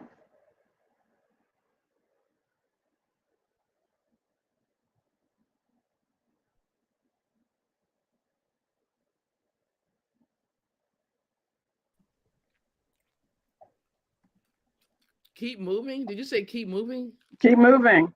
Absolutely. How do you do that? I mean, seriously. It's literally one day at a time. One day at a time, 1 second at a time, 1 minute at a time. Let me share an example with you. My daughter has a habit of pouring things out. I don't care. She's poured my wine out several times, but pouring things out in the sink, pouring things out in the sink. Now, am I going to get upset with her? Am I going to yell at her? No. She doesn't understand that that is not the thing that you should be doing. So what are you going to do? Are you going to get so frustrated, clear? No. Just stop, collect yourself. I call it at times putting myself in timeout so that the reaction is not an emotional one. It's not out of anger. It's not out of frustration. Just stop. When you don't know what to do, just stop. Allow yourself to be able to process. When you process, you can strategically think about what the next move is and then make that move. So again, you're not reacting out of fear or anger or frustration. You're reacting and responding with a sound mind and a clear head. That will then allow you to move forward. And even if it's just for the next 10 minutes, then you'll eventually get up to the next hour. But keep moving. Then it'll be a day. Then we're talking weeks. Then we're talking months. One day at a time. We try to get it done and figure it out all at one time. No, it doesn't work that way. Give yourself the grace that you need to deal with the issues that you're dealing with, to make the mistakes, and then allow yourself to move forward. Lori, I'm with, her name is Shanice. I'm with her. She says, sometimes I can't even feel like I can make it another millisecond. I fall back. I think the other thing that you need to do is find that something, whether it's meditation, whether it's listening to music, whether it's the word of God, whether it's praying, whether it's talking with a friend, find that thing to allow you to vent or just to clear your head. I know it's tough. There are days where earlier on when my husband first died that I didn't know. I was afraid of everything. I was afraid of what's going to happen to me. I don't want to make my kids orphaned. So I was freaking out about that. And then I realized I can't live like that. You can't live like that. So stop. Whatever it is, just stop, catch your breath, clear your head, and then you'll know what to do next. Absolutely. I mean, it sounds so easy, Lori. It sounds No. really easy. But the reality is, when you're in the midst of it, Mhm. there's a philosopher that says you can't solve a problem with the same mind that created it. You can't solve a problem with the same mind that created it. And Absolutely. so if you're in the midst of something, I mean, I'm going to go for it. Like, is it that you are a Hall of Famer and you just have that extra umph that we all need? Or is it possible for anyone, the average person, to just simply keep going? Because honestly, there are some times when I'm like, I'm done. Like, there's so many things that I could do. I could move out of California, live somewhere that's less expensive, and be under the radar, literally, and still be okay. I could still go to the beach. I could still get on boats. I could still, do what I want to do. Mhm, mhm. And sometimes I'm like, why am I doing all this? Like, I don't have to work this hard. I don't have to do this. But there's something in me that's in my DNA that comes from the people I come from Mhm. that just will not allow it to happen. And so how do you take the average person? And when I say average, I mean, someone that just goes to work. They're living their dream life, because it's all subjective, right? They're living their life. They're Absolutely. living exactly the way they plan, exactly what they want to do. They're not interested in jumping on a flight, going to Paris. That's okay. They may just be wanting to get on their boat and go fishing. So from the mind of a Hall of Famer. Mhm. Congratulations again, Lori, on that. That's hot. Like, I really love it. Thank you. And so I'm being a Hall of Famer from the mind of a Hall of Famer. How can we adapt? How can us mere mortals, how can we adapt? I think we can be forgetful at times, and what I mean by that, not saying that in a negative way, but I think we can be forgetful. What I do is I recall an instance where I had to overcome something, and I remember that, and I think, if I can do that, if I can work through my daughter, the initial diagnosis of my daughter, I can get through this particular issue. If I can get through having to figure it all out after my husband's death, I can get through this. 2 years after my husband died, I lost my job. Mm. That's the, Wait. No, I need you to say that again. 2 years after my husband died, I lost my job and I was out of work for 2 years. 2 years. Now I was starting up a business, but I was out of work, consistent money coming in for 2 years. And it was around the time where everything crashed. Again, 2007-ish timeframe. And when I think of things now, if I were to be in the same position, I don't fear that, because I know that I got through it. So if I was able to get through that and think about all of the things that I did to make it work, why can't you use those same things that you used to make it work then in your current situation? Well, you know what, Lori? Each and every one of you, for sharing your stories, are absolutely phenomenal. And that's, you guys just, does anyone know the 4 pillars or core values of Global Women Speakers? Anyone?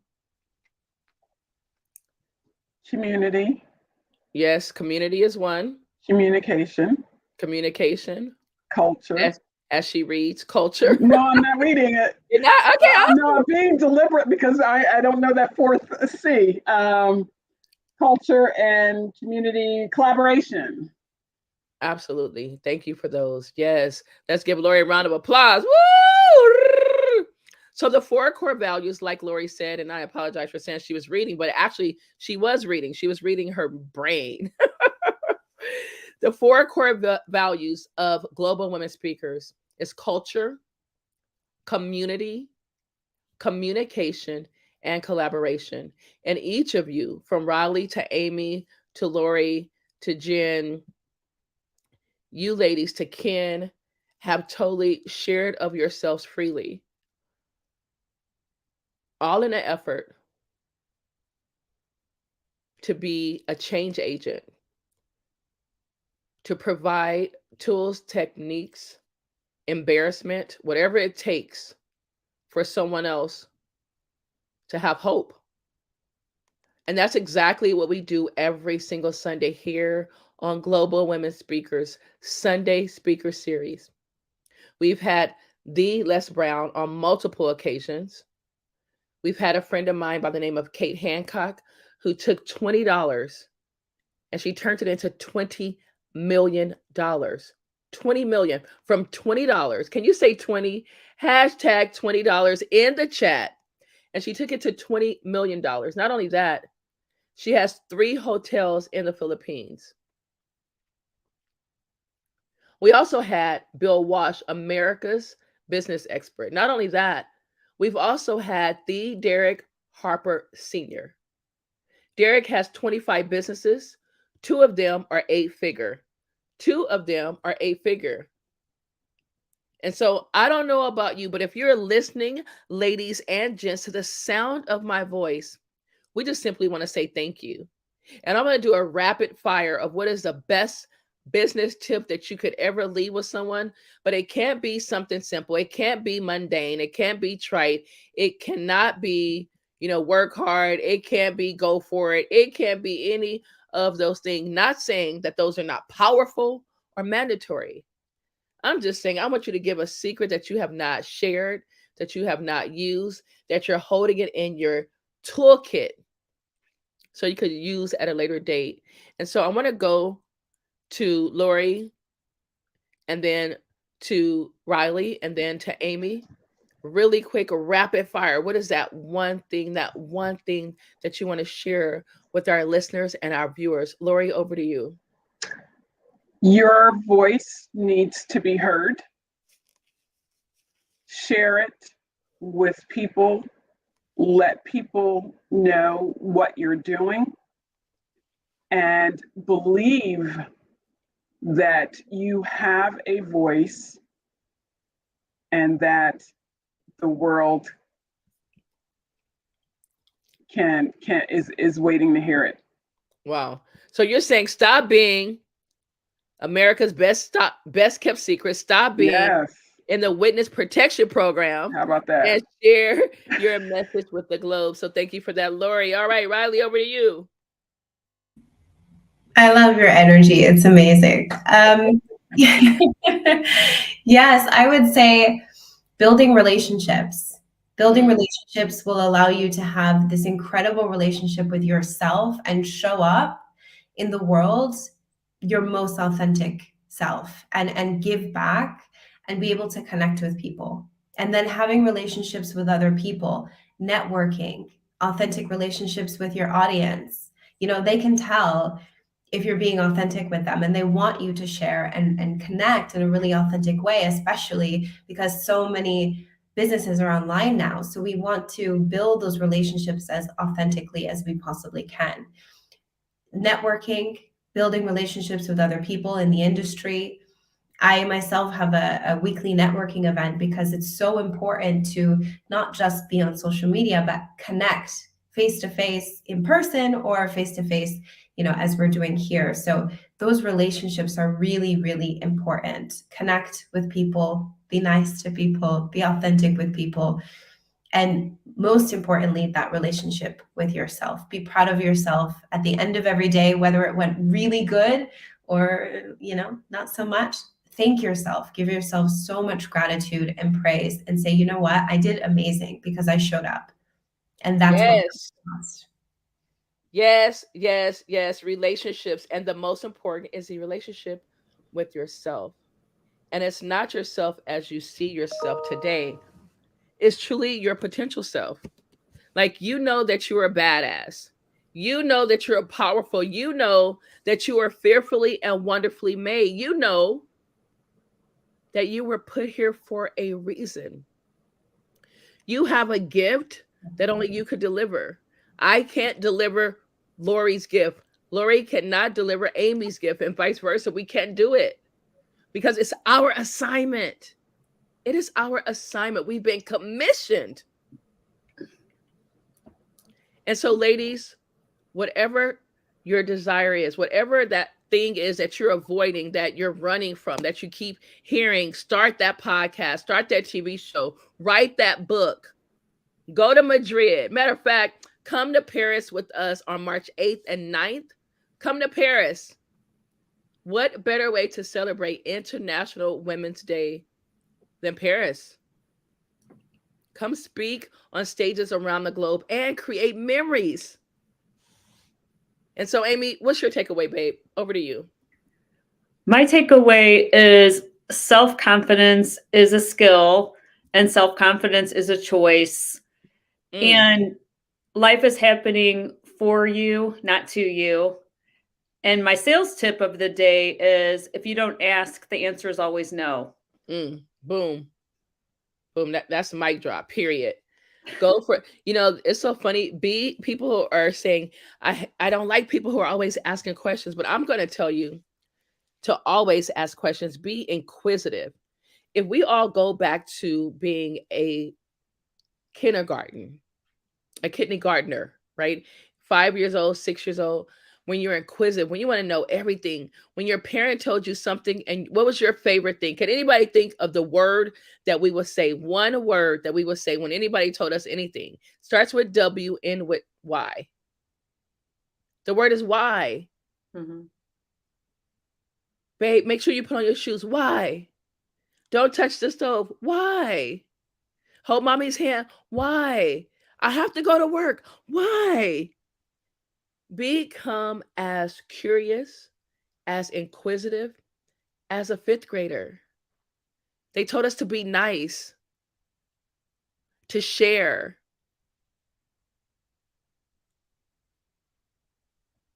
And there's a lot of things that we were taught as kindergartners that we have to unlearn. Like, don't talk to strangers. No, talk to strangers. Strangers are your friends. We have those as children, but it's inapplicable to when we become adults. If you do not talk to a stranger, you are missing your obligation. You are obligated. Yes, I said obligated. God gave you a gift, and it's to share. You are just simply a conduit, a purveyor. You are a bridge and not a dam. You are a bridge. God only gives it to you unless he can get it through you. And so, yes, be inquisitive, ask questions, talk to strangers. And I know I'm going to have some pushback on this one, but they say play fair. I'm saying don't play fair. Do not play. You can't play fair. Let me tell you why you cannot play fair. And this is my humble opinion. This is the bottom line queen speaking. You cannot play fair. You know why? It's impossible. You are unique. How can Riley play fair with her beautiful curly hair, gorgeous? Like, how can she play fair? She has an advantage. How can Amy play fair? Amy was in an accident, so she's living out loud no matter what. She said confidence is a skill. She's developed a skill that some of us, we didn't go through that, so we don't have her level of confidence. When your face can be disfigured and you have the confidence, listen, Amy walks with her head high. She will talk to anyone. She is not ashamed. She is unapologetic, period, in her presence.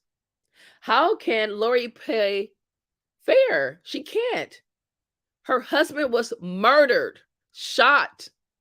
She's raised 2 kids on her own. She was afraid of making her kids orphan. She was afraid of losing her life. because of what happened to her husband. We can't compete with that because we're not afraid. We're not living our life like it can be taken away from us. How can we play fair? Well, my mom was in a coma for 3 months. There's no way someone can play fair for me because I have no excuses. 3 months, my mom in a coma, addicted to the payments, projects, welfare, prison. What, are you kidding me? No, I am on a mission. I am on a mission, and I make no apologies for it at all. Don't play fair. Use what God has given you and just you, because we all don't have the same gifts. We do not. The people who are attracted to me may not be attracted to Amy in regards to business or being a coach. I am over the top. I push people until they feel uncomfortable. Lori, right? That's who I am. And so I'm going to tell you to don't play fair. Use every single ounce of you, whatever God has given you, whatever your skill set, whatever your gift, whatever your intuition, whatever you have that only you have, use it. Use it. And as a side note, that's why other cultures, in my humble opinion, once again, are more successful, more collaborative than where I'm from. I'm only speaking about myself. I'm an American. And we say, oh no, it's so cute to say, collaboration over competition. But no, I want you to compete. Why? Because there's somebody somewhere that you desire to have what they have. There is somebody somewhere that has coached you, that has trained you. And here's a side note. This is free. This is a nugget. Do not allow anyone to coach you, to train you, that you're not willing to trade lives with. If you're not willing to trade their life or their experience or their bank accounts with, if you're not willing to trade some of those things with, think about it.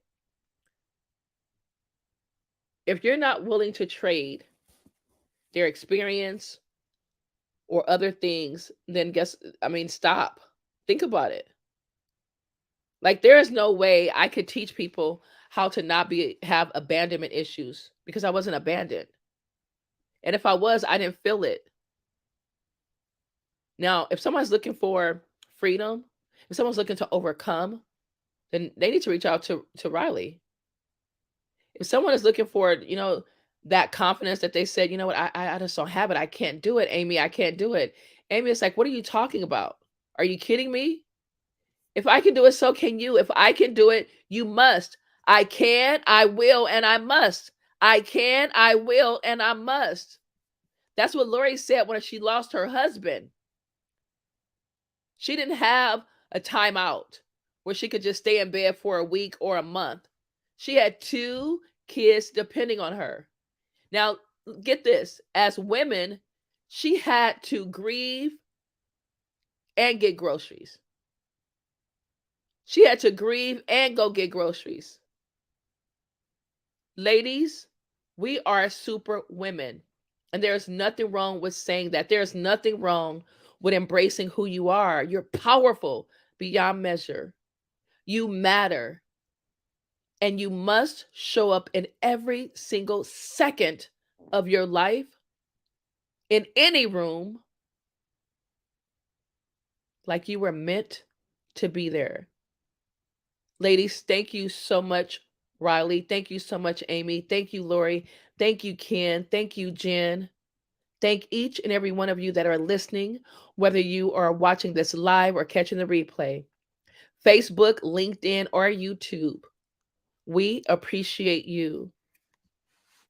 My name is Dr. Tina D. Lewis, and this concludes our Sunday Speaker Series, sponsored by Global Women Speakers. See you next week, same time, same place, same unbelievable, phenomenal life stories and business hacks that will allow you to become not the best version of yourself, but to become who you were meant to be.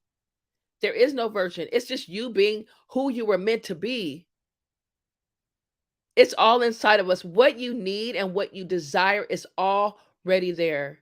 Put yourself in circles, in squares, in hectagons that will bring out the best in you.